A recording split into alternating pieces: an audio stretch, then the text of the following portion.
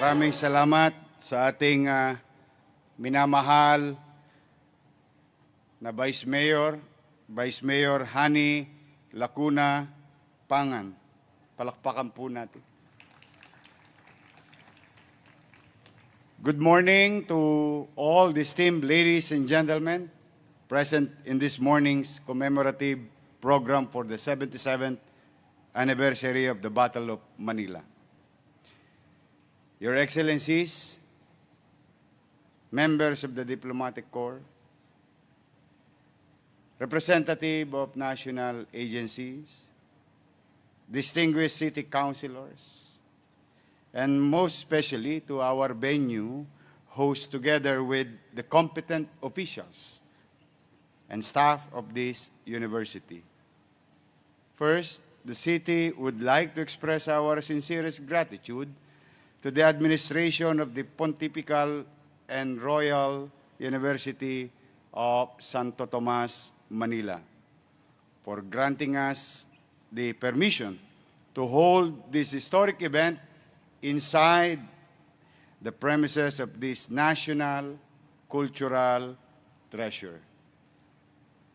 This higher education institution doesn't only speaks well of its academic excellence, but also has the distinction of being the oldest existing university in Asia. Since its establishment by Monsignor Miguel de Benavides in April 28, 1611, up to the present, UST never slowed down as it trailblazed its way to be among the top universities in this part of the world.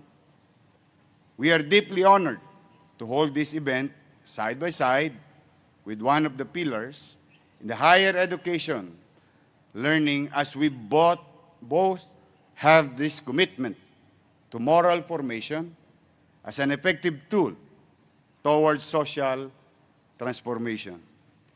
The Thomasian Core values of competence, commitment, and compassion are also part of our administration's dictum, as we embedded them also to the core values of public servants of the city government. 77 years ago, on this fateful day, was the start of the liberation of Manila from the hands of the antagonist, coming from more than 300 years of being a colony.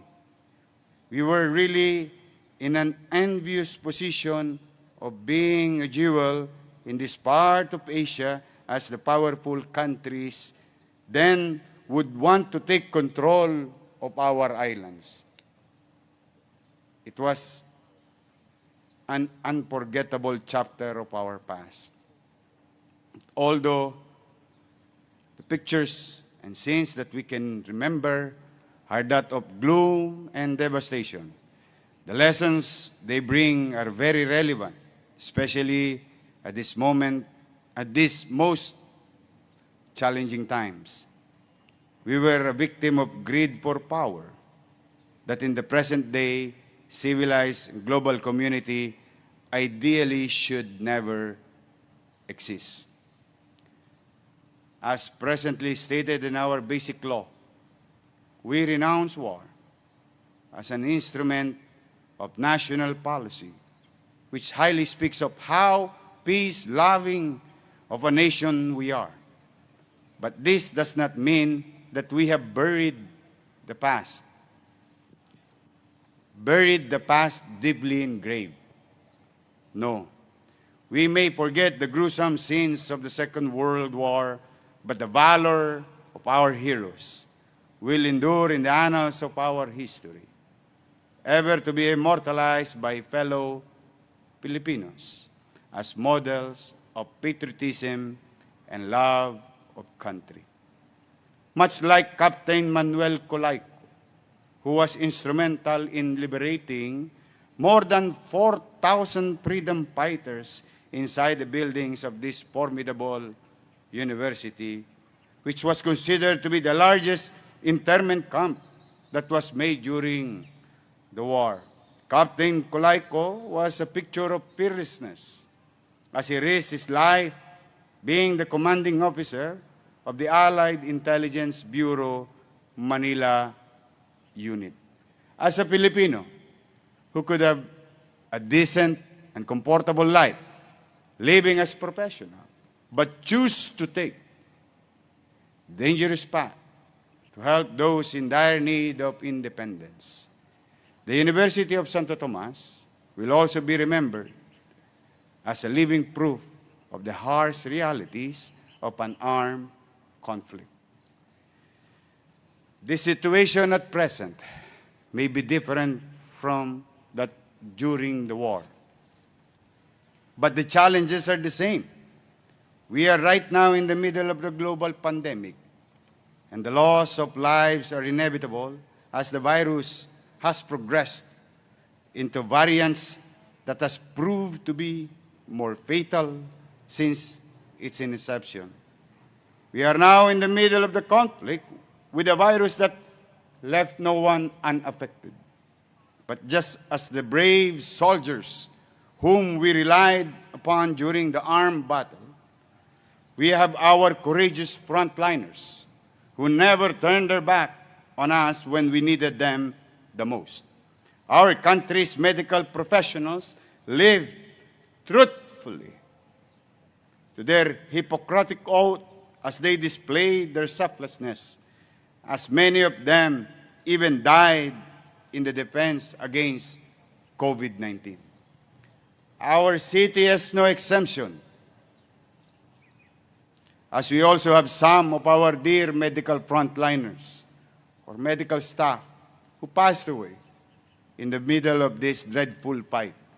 Our law enforcers, government workers, barangays, and community leaders joined hands in hope that soon this pandemic will be over. Ladies and gentlemen, this is a fight that I believe soon will be over. This is the fight that I believe soon we will rise above in victory, much as the belief of our forefathers during the Second World War that smoke will clear at an appropriate time. It might take several more days, weeks, months, or even years before this situation will normalize. But I assure you, the government, both national and local, are doing its best to rid us of this health crisis. I am also posing this challenge to each and every one of you, and every one of us, the private sector, the communities, corporations big and small, and down to our very own households. Please, let us be supportive of the programs of the government in reference to our fight against the virus spread. The government is doing its best to defeat this. But without the cooperation of our people, this program would mean nothing.